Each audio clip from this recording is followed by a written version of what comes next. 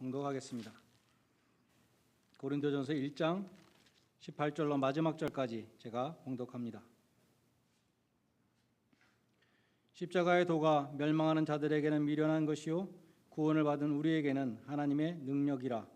기록된 바 내가 지혜 있는 자들의 지혜를 멸하고 총명한 자들의 총명을 폐하리라 하였으니 지혜 있는 자가 어디 있느냐, 선비가 어디 있느냐, 이 세대의 변론가가 어디 있느냐. 하나님께서 이 세상의 지혜를 미련하게 하신 것이 아니냐. 하나님의 지혜에 있어서는 이 세상이 자기 지혜로 하나님을 알지 못하므로 하나님께서 전도에 미련한 것으로 믿는 자들을 구원하시기를 기뻐하셨도다. 유대인은 표적을 구하고 헬라인은 지혜를 찾으나 우리는 십자가에 못 박힌 그리스도를 전하니 유대인에게는 거리끼는 것이요 이방인에게는 미련한 것이로되 오직 부르심을 받은 자들에게는 유대인이나 헬라인이나 그리스도는 하나님의 능력이요 하나님의 지혜니라. 하나님의 어리석음이 사람보다 지혜롭고 하나님의 약하심이 사람보다 강하니라. 형제들아 너희를 부르심을 보라. 육체를 따라 지혜로운 자가 많지 아니하며 능한 자가 많지 아니하며 문벌 좋은 자가 많지 아니하도다. 그러나 하나님께서 세상에 미련한 것들을 택하사 지혜 있는 자들을 부끄럽게 하시고 세상에 약한 것들을 택하사 강한 것들을 부끄럽게 하려 하시며 하나님께서 세상에 천한 것들과 멸시받는 것들과 없는 것들을 택하사 있는 것들을 폐하려 하시나니 이는 아무 육체도 하나님 앞에서 자랑하지 못하게 하려 하심이라. 너희는 하나님으로부터 나서 그리스도 예수 안에 있고 예수는 하나님으로부터 나와서 우리에게 지혜와 의로움과 거룩함과 구원함이 되셨으니 기록된 바 자랑하는 자는 주 안에서 자랑하라 함과 같게 하려 함이라. 아멘.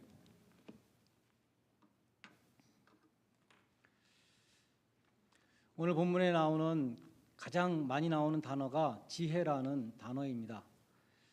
고린도는 헬라의 도시였기 때문에 고린도 사람들은 지혜를 아주 중요하게 생각했습니다.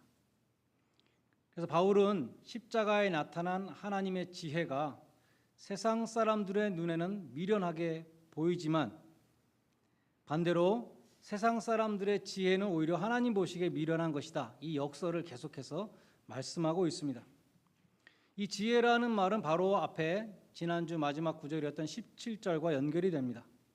내가 복음을 전할 때에 지혜의 말로 하지 아니함은 그리스도의 십자가가 헛되지 않게 하려 함이라. 지혜의 말로 복음을 전하면 오히려 십자가를 가릴 수 있다고 말씀합니다.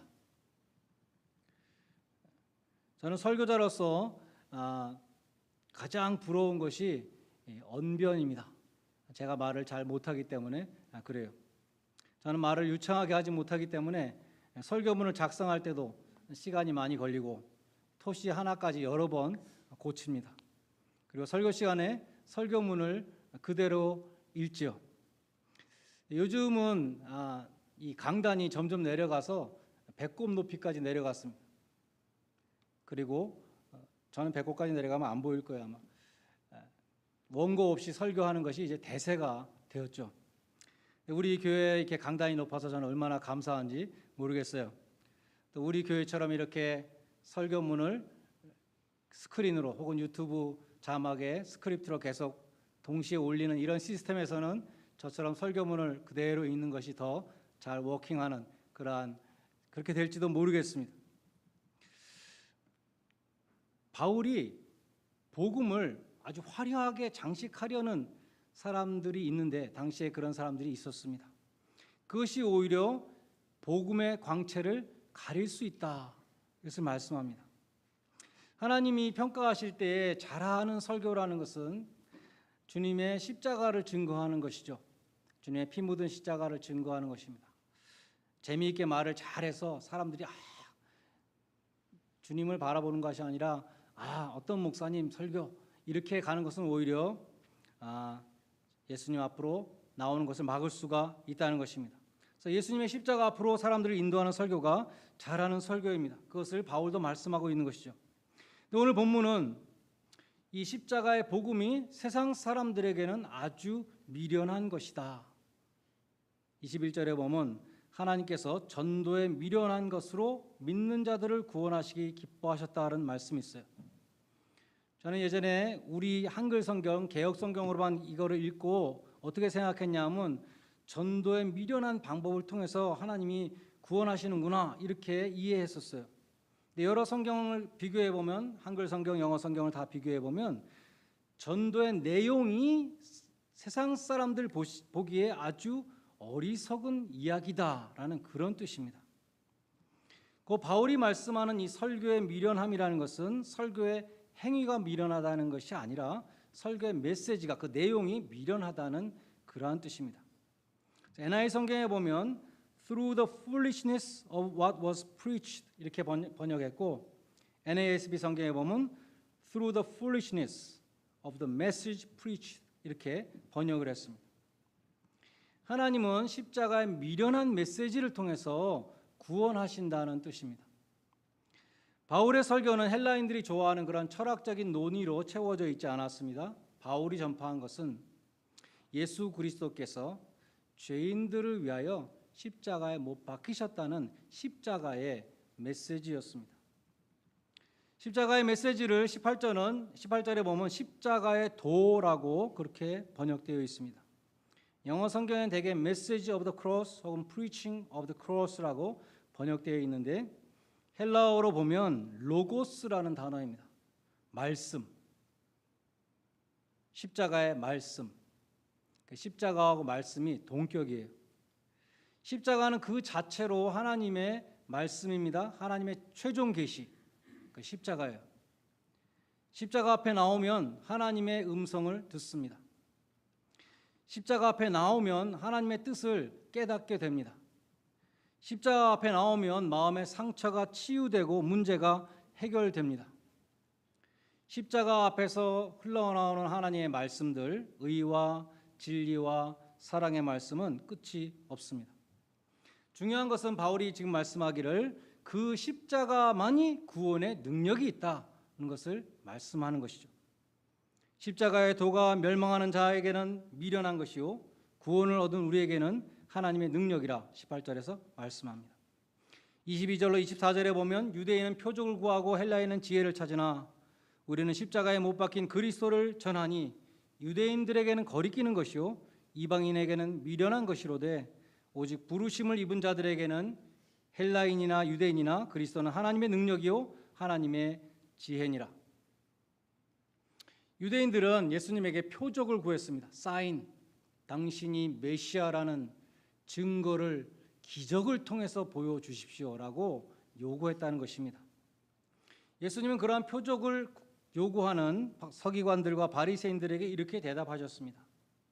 악하고 음란한 세대가 표적을 구하나 선지자 요나의 표적밖에는 보일 표적이 없느니라. 요나가 밤낮 사흘을 큰 물고기 속에 있었던 것 같이 인자도 밤낮 사흘을 땅 속에 있으리라. 사흘 후에 무덤에서 부활하실 것을 말씀하시고 내가 보여줄 표적은 그거밖에 없다라고 말씀하셨습니다. 유대인들은 위대한 메시아, 강력한 군사적인 메시아를 대망하고 있었습니다. 그래서 유대인들에게는 이 십자가는 걸림돌, 스텀블링 블락, 걸려 넘어지는 돌이 되었습니다. 강력한 힘과 영광스러운 그런 메시아를 고대하고 있던 유대인들에게 십자가에 힘없이 달려있는 메시아는 도저히 받아들일 수 없는 걸림돌이었다는 것입니다. 반면에 지혜를 숭상했던 헬라인들 혹은 이방인들에게는 십자가는 말이 안 되는 것이었습니다. 영어로 absurdity, 정말 말이 안 되는 것이었습니다. 헬라인들은 소크라테스가 말했던 철학자 왕, philosopher king, 지혜로운 통치자, 인간의 욕정이나 고통 이런 것을 흔들지 않은 뛰어넘는 아주 고상한 왕, 철학자이자 동시에 왕, 그 전통을 아꼈습니다. 바울이 전했던 또 충성을 요구했던 그 하나님이 보내신 왕이라는 그 사람이 십자가에 못 박혔다는 것은 헬라어로 모리아, 오늘 우리 성경에 미련한 것, 어리석은 이야기였습니다. 헬라 사람들이 십자가의 메시지를 어떻게 받아들였는가 보여주는 벽화가 있다고 해요. 주 3세기경에 그려진 벽화인데 로마의 팔레스타인이 아니고 펠라타인 힐이라는 그 언덕에 벽화가 있다고 합니다. 대충 그린 그러한 조잡한 벽화인데요. 바보처럼 보이는 소년이 십자가에 달린 사람을 예배하고 있는데 그 십자가에 달린 사람이 머리가 당나귀 머리입니다. S. 당나귀는 미련함의 상징이잖아요. 십자가에 달린 머리가 당나귀인 그 사람을 바보 같은 사람이 또 이렇게 워십하고 있는 벽화가 있는 것이죠. 그 밑에 글씨가 쓰여져 있는데 알렉사메노스가 그의 신에게 예배한다. 알렉사메노스라니 어리석은 사람이 당나귀 머리를 한 사람, 십자가에 못 박힌 사람, 그 사람을 예배한다. 이렇게 기록되어 있다고 합니다. 오늘 본문에서 바울은 선포합니다. 유대인과 헬라인들에게. 바울의 서신에 보면 온 인류를 딱 두 개로 나눴어요. 유대인과 헬라인. 헬라인은 또 이방인이라고 불리죠. 유대인들은 강력한 표적을 구하지만 오직 십자가만이 유대인들에게도 구원의 능력이 되고, 헬라인들은 지혜를 구하지만 오직 십자가만이 헬라인에게 구원의 지혜가 된다고 말씀합니다. 유대인이나 헬라인이나 오직 십자가를 믿음으로 구원을 얻게 된다. 로마서 1장 16절에 내가 복음을 부끄러워하지 아니하노니 이 복음은 모든 믿는 자에게 구원을 주시는 하나님의 능력이 됨이라.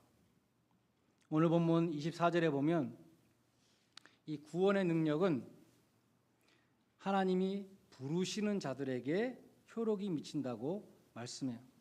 부르심을 입은 자들에게는 이라는 그 조건이 있어요. 누가 구원받는가? 부르심을 받은 자들입니다. 교회라는 것이 헬라어로 에클레시아인데 클레오라는 단어에서 왔어요. 영어로 call, 부르심 받은 자들이라는 뜻입니다. 하나님은 주권적으로 부르신 자들을 구원하십니다. 주님이 그처럼 택해서 부르신 자들의 특징은 무엇인가? 예수의 이름을 부끄러워하지 않는다는 것입니다. 바울이 다메섹으로 예수 믿는 사람들을 체포하러 갔잖아요.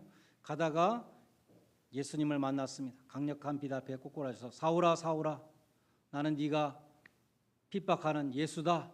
예수님을 만나고 다메섹으로 들어가서 예수 믿는 사람 잡으러 왔는데 거기서 한 일이 무엇인가 하면 예수가 하나님의 아들이다라고 전파했다는 것이에요. 그러니까 사람들이 저 사람 유명한 저 사울이 이 다메섹까지 다마스커스까지 예수 믿는 사람들 잡으러 왔다는 저 사람이 예수는 하나님의 아들이라고 외치니까 너무나 놀랐다고 성경에 기록되어 있습니다. 주님은 마가복음 8장 38절에서 말씀하셨습니다. 누구든지 이 음란하고 죄 많은 세대에서 나와 내 말을 부끄러워하면 인자도 아버지의 영광으로 천사들과 함께 올 때에 그 사람을 부끄러워하리라. 우리가 왜 복음을 부끄러워합니까? 여러분은 복음을 전할 때 왜 부끄럽습니까? 교회에 나오세요라는 말은 잘 나오지만 예수 그리스도의 십자가를 말하기는 쉽지 않죠. 그 이유는 십자가에 못 박히신 그리스도의 복음이 세상 사람들에게 거치는 것이요, 스탬블링 블록, 미련한 것, foolishness, 그렇다는 것을 우리가 알기 때문입니다. 복음의 내용은 너무나도 미련한 것입니다. 예수님은 죽으시면서 조롱을 당했는데 우리는 또 예수님 전하면서 조롱을 당하게 되는 것입니다. 복음의 내용은 오늘날 우리의 삶과 너무나 동떨어져 있습니다. 사람들의 관심사가 아니에요. 세상은 과학과 철학을 조롱하지 않습니다. 세상은 지식을 존중합니다. 그러나 세상은 복음을 조롱합니다. 우리는 조롱받기를 원하지 않기 때문에 복음을 부끄러워합니다. 사도 바울은 세계 문명의 중심지인 로마에 가서 복음을 전할 때, 또 상업의 중심지였던 오늘날 뉴욕 같은 그러한 고린도에 가서 복음을 전할 때에 그러한 조롱을 각오해야 했습니다. 학식과 교양 있고 철학적인 지성을 가진 아테네에 가서 복음을 전할 때에 나사렛 예수가 하나님의 아들이요 세상의 구주라는 미련한 내용을 말해야 했던 것입니다. 로마 궁정의 그 찬란 앞에서 말구유를 전해야 했습니다. 로마 황제 가이사의 그 엄청난 거대한 권력 앞에서 연약한 예수님의 십자가를 증거해야 했던 것입니다. 그럼에도 불구하고 바울이 복음을 부끄러워하지 않았던 것은 이 복음만이 모든 믿는 자들에게 구원을 주시는 하나님의 능력이 되기 때문이라고 말씀합니다.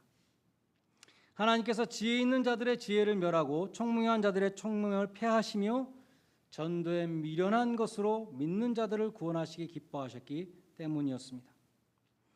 부르심을 입은 자들에게는 유대인이나 헬라인이나 그리스도는 하나님의 능력이요 하나님의 지혜인 것입니다. 그러므로 복음을 부끄러워하는 것은 하나님의 능력을 부끄러워하는 것입니다. 하나님의 지혜를 부끄러워하는 것입니다. 날로 세속화가 되어가는 이 시대 속에서 복음을 전하는 교회만이 살아남게 될 것입니다. 교회에서도 십자가 복음은 점점 사라지고 있죠. 어떻게 하면 여러분이 잘 살 수 있습니까? 이런 얘기 많이 합니다. 복음을 부끄러워하지 않는 교회만이 강하고 견고한 교회로 설게 될 것입니다. 하나님의 능력은 오직 복음을 통해서만 드러나기 때문입니다. 우리 교회가 참으로 복음을 전함으로 하나님이 들어 쓰시는 그런 영광된 교회가 되기를 간절히 기도합니다. 여러분들도 복음의 벙어리가 되지 마시기를 바랍니다. 우리 모두가 전도의 풍성한 열매를 들고 주님 앞에 서기를 원합니다. 주님이 주신 건강, 시간, 물질을 주님께서 부탁하신 복음을 전하는 데 사용하시고 생명의 면류관을 받으시기를 축원합니다. 오늘 본문의 핵심은 24절입니다. 오늘 설교 제목 그리스도는 하나님의 능력이요 하나님의 지혜니라. 다시 반복하면 유대인들은 메시아에게 강함과 능력을 기대했습니다. 그러나 십자가에 못 박힌 그리스도는 약함과 무능력의 모습이었기 때문에 유대인들에게는 십자가가 걸림돌이었습니다. 헬라인들은 지혜를 구했는데 십자가에 못 박힌 구세주, 십자가에 못 박힌 메시아, 이런 것은 정말 어리석은 이야기였습니다. 그처럼 십자가에 못 박힌 그리스도는 약함과 무능력과 미련함으로 세상 사람들에게 비춰졌지만 사도 바울은 말씀합니다. 오직 부르심을 입은 자들에게 그리스도는 하나님의 능력이요 하나님의 지혜니라. 오늘 본문 26절 이하는 그 진리의 신뢰를 들고 있습니다.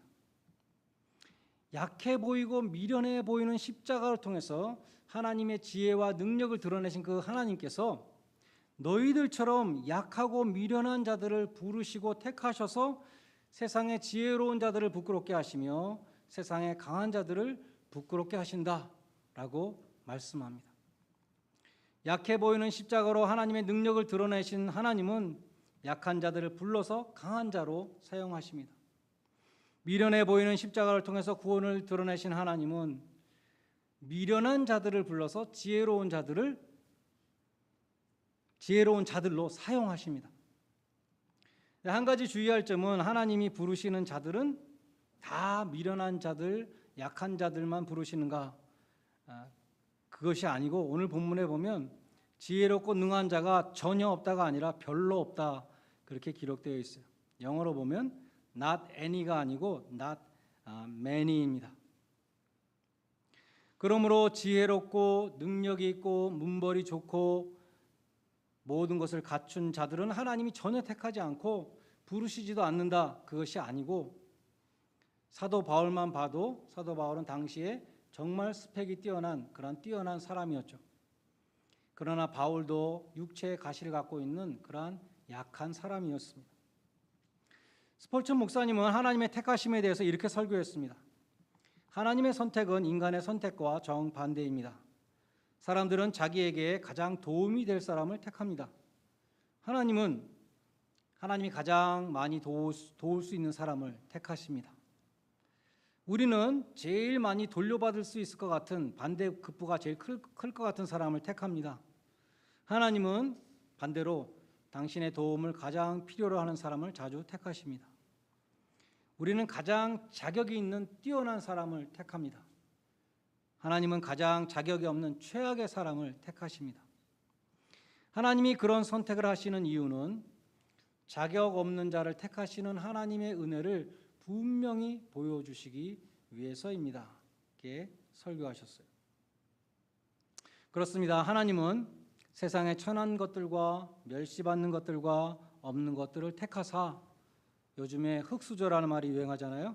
흙수저들을 택하사 그들을 거듭나게 하시고 연단의 과정을 통해서 주 안에서 지혜로운 자로 만드시고 그리스도의 사신으로 세상에 파송하셔서 십자가의 미련한 메시지를 통해서 천하를 어지럽히는 능력의 종으로 사용하시는 것입니다. 갈릴리의 미련한 어부들, 그 무식한 어부들이 성령 충만을 받고 하루에 수천 명씩 회개시키는 그 능력의 종들이 되었던 것입니다.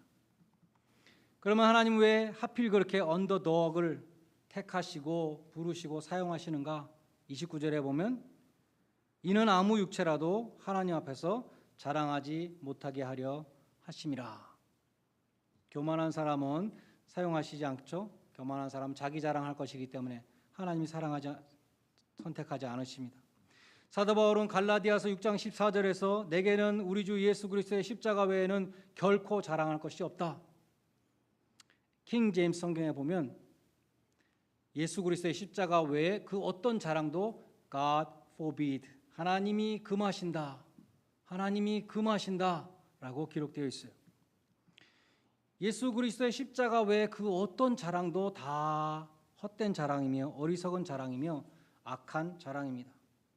내가 행한 일을 자랑하는 것도 하나님이 금하시는 것입니다. 내가 가지고 있는 것을 자랑하는 것도 하나님이 금하시는 자랑입니다. 내가 경험한 것을 자랑하는 것도 하나님이 금하시는 것입니다. 하나님이 허락하시고 하나님이 기뻐하시는 자랑은 예수 그리스도의 십자가밖에 없습니다. 하나님 앞에서 우리의 의는, 우리가 천국에 들어갈 수 있는 이유는 예수 그리스도의 십자가밖에 없습니다.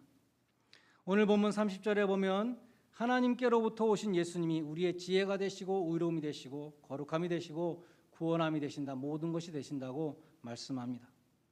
구원받은 자들에게는 예수 그리스도의 십자가 외에 결코 자랑할 것이 없습니다. 마지막으로 오늘 말씀을 우리 한 사람 한 사람의 삶 가운데 한번 적용해 보고자 합니다. 하나님은 미련하고 약하고 천하고 없는 것들을 부르신다고 말씀했습니다. 이 말씀을 우리 일생에 적용해 보면 하나님이 언제 우리를 부르셨습니까? 우리가 약할 때에 하나님이 부르셨습니다. 우리가 가장 어려울 때 하나님이 우리를 만나 주셨습니다. 우리가 병들었을 때 혹은 가족이 죽을 병에 걸렸을 때에 하나님이 부르셨습니다. 인생이 곤두박질 칠 때에 하나님이 부르셨습니다. 야곱도 마음이 가장 가난했을 때 하늘 문이 열리는 것을 보았습니다. 집을 떠나서 아무도 없는 광야에, 외로운 광야에 홀로 잠을 자고 있을 때 하나님을 만났습니다. 마음이 가난해지면 하나님을 만납니다. 내가 가지고 있던 것과 의지했던 것이 다 무너지고 건강과 재력과 지위와 지식이 다 무너지고 직업도 없어지고 건강도 잃고 남은 것이 아무것도 없을 때 하나님을 바라보게 됩니다. 마음이 가난할 때 하나님이 보입니다. 그래서 우리가 절망했을 때 그때가 역설적으로 소망의 시간입니다. 마음이 부자인 사람은, 아직 믿을 게 있는 사람은 하나님을 찾지 않습니다. 그러나 죽음이 코앞에 닥치고 부도가 나고 가정이 풍지박상 날 때 하나님을 찾습니다. 그리고 하나님을 만나게 됩니다. 욥도 하나님의 자랑이었습니다. 경건한 사람이었지만 극심한 고난 가운데서 비로소 하나님을 만났습니다. 그리고 내가 하나님에 대해서 귀로 듣기만 했는데 이제 눈으로 봅니다. 이렇게 유명한 고백을 했습니다. 깊은 고난의 파도 속에서 하나님의 실제를 본 것입니다. 하나님이 우리를 약하게 하실 때에는 뜻이 있습니다. 약해진 현실을 보고 낭망하는 것이 아니라 그 현실 속에서 하나님의 손길을 찾아보시기 바랍니다. 내가 약할 그때가 가장 강한 때이다. 사도 바울이 말했죠. 나의 약함 때문에 오히려 하나님만을 의지하는 사람이 되고 약한 자에게 힘을 주시는 그 하나님과 동행함으로 하나님께서 귀히 쓰시는 믿음의 큰 용사들이 다 되시기를 주님의 이름으로 간절히 축원드립니다. 기도하시겠습니다. 하나님 아버지, 연약하고 미련한 인간들을 택하시고 부르심에 감사드립니다.